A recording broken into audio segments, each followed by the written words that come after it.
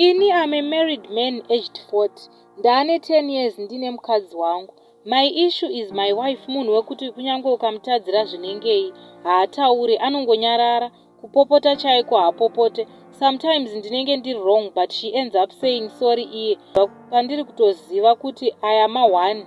Ye character inotondinetsawo kuti munhu akaita sei. Recently muna April I made a mistake ndikamitisa mumwe musikana wandakambodanana naye kare. So ini out of anger nekutya kuti my wife anozotii, I blocked this girl both on app and Facebook. But musikana uye akasvika pakuudza mukadzi wangu. After mukadzi wangu aziva, I was expecting kuti kumba hakugarike, but she never changed her mood. Akangonditi saka unosvikepo uchitiza maresponsibility ako, handiti kumumitisa kureva kuti unomuda, and she just kept quiet.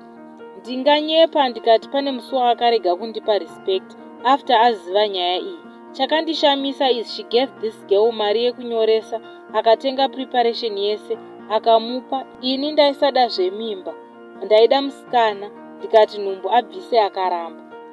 My main worry is zvinoita mukadzi wangu zviri normal here. Ndinototya kudya chikafu kumba ndichiti pamwe achandisira poison ndikafa.